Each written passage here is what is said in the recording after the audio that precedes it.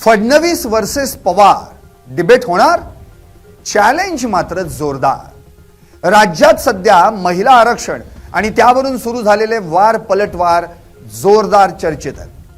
त्याचं कारण ठरलंय फडणवीस यांनी विरोधकांना दिलेलं डिबेटचं चॅलेंज। आता लोकसभेत ज्या विरोधकांनी हे बिल पास होऊ दिलं नाही, हे बिल हाणून पाडलं आणि मोदी सरकारला पहिला मोठा धक्का दिला, ते विरोधक डिबेटला मागे हटणार नाहीत। त्यामुळेच फडणवीसांचं हे चॅलेंज विरोधकांनीही तात्काळ स्वीकारलं। मात्र यात फिरून फिरून हे राजकारण पोहोचलं ते शरद पवारांपर्यंत। पवार यावर अजून काहीच बोलले नाहीत बरं, पण पवारांची लेक मात्र अर्थात सुप्रिया सुळे यांनी फुल टशन दिली। फडणवीस विरुद्ध सुप्रिया सुळे आणि प्रणिती शिंदे हा वाद नेमका कसा रंगलाय आणि यात शरद पवार विरुद्ध फडणवीस या डिबेटची का चर्चा होतीये, पाहुयात या रिपोर्टमध्ये।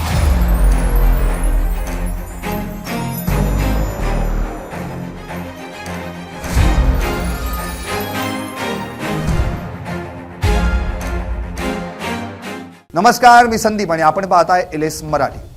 महाराष्ट्राच्या राजकारणात सध्या महिला आरक्षण विधेयकावरून मुख्यमंत्री देवेंद्र फडणवीस आणि पवार कुटुंबीय यांच्या चॅलेंज आणि प्रतिचॅलेंजचं सत्र सुरू झालंय।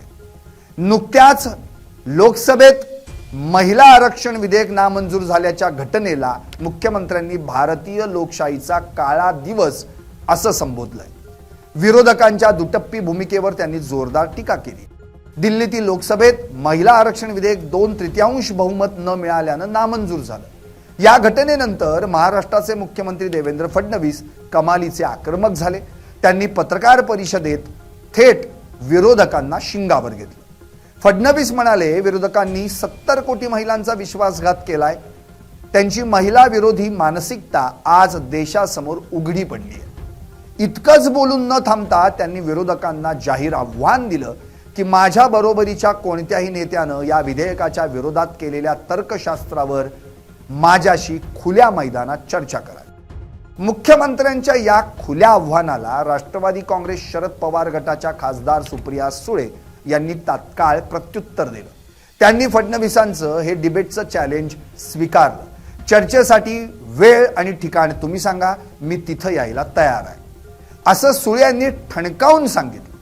सुप्रिया सुळे यांच्या या प्रतिसादामुळे राजकीय वर्तुळात आता महाडिबेट कधी होणार याकडे सर्वांचं लक्ष लागलंय। तर काँग्रेसच्या सोलापूरच्या महिला खासदार प्रणिती शिंदे यांनीही फडणवीसांना थेट प्रतिआव्हान दिलंय। प्रणिती शिंदे यांनी हे आव्हान स्वीकारतानाच कधी आणि कुठे चर्चा करायची ते सांगा असं प्रतिआव्हान दिलं।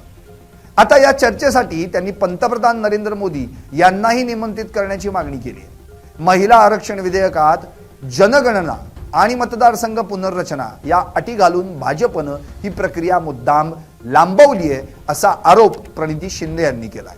सध्याच्या 543 लोकसभा जागांमधूनच 33% आरक्षण लागू करावं ही काँग्रेसची भूमिका असल्याचं त्यांनी स्पष्ट केलं। शिंदे यांनी सत्ताधारी महायुतीवर टीका करताना महिला आरक्षणाच्या नावाखाली हा भाजपचा कुटील डाव असून त्यांनी महिलांच्या भावनांची खेळू नये असंही म्हटलं।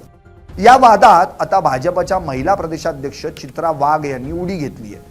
सुप्रिया सुळे यांनी फडणवीसांचं आव्हान स्वीकारल्यानंतर चित्रा वाघ यांनी फडणवीसांच्या नेतृत्वाची तुलना थेट शरद पवारांशी केली। वाघ यांचं म्हणणं आहे की देवेंद्र फडणवीस एका मोठ्या उंचीचे आणि अभ्यासू नेते आहेत। जर डिबेट व्हायचीच असेल तर ती त्यांच्या तोडीच्या नेत्याशीच व्हायला हवी। त्यांच्या मते जर शरद पवार स्वतः चर्चेसाठी समोर येणार असतील तरच देवेंद्र फडणवीस त्यांच्याशी डिबेट करतील। चित्रा वाघ यांनी यापूर्वीही 10 शरद पवार म्हणजे 1 देवेंद्र फडणवीस असं विधान करून वाद ओढवून घेतला होता। त्यामुळे आता या डिबेटच्या निमित्तानं पुन्हा एकदा नेत्यांच्या पातळीचा विषय चर्चेत आलाय। केवळ डिबेटच नाही तर फडणवीस यांनी आता या मुद्द्यावर रस्त्यावरची लढाई सुरू केली आहे। महाराष्ट्रात महिला आरक्षणाच्या समर्थनार्थ आणि विरोधकांच्या विरोधात 1 कोटी महिलांच्या स्वाक्षऱ्यांची मोहीम राबवणार असल्याचंही त्यांनी जाहीर केलं। तिकडे शरद पवार गटाकडूनही भाजपवर टीकास्त्र डागलं जात आहे। सुप्रिया सुळे यांनी भाजपला महिला आरक्षणाबाबतच्या त्यांच्या जुन्या आश्वासनांची आठवण करून देत चर्चेसाठी सज्ज असल्याचं पुन्हा एकदा स्पष्ट केलंय। एकूणच अधिकृतपणे या चर्चेची तारीख ठरली नसली तरी सोशल मीडिया आणि जाहीर सभांमधून सुरू असलेल्या या आरोप प्रत्यारोपांमुळे फडणवीस विरुद्ध पवार हा सामना आता अधिक तीव्र झाला आहे. चित्रा वाघ यांच्या लेवलच्या विधानामुळे शरद पवार स्वतः या वादात उतरणार की सुप्रिया सुळेच या चॅलेंजला सामोरं जाणार हे पाहणं महत्त्वाचं ठरणार. तुम्हाला काय वाटतं? व्हा व्यक्त आणि पाहत रहा LS मराठी.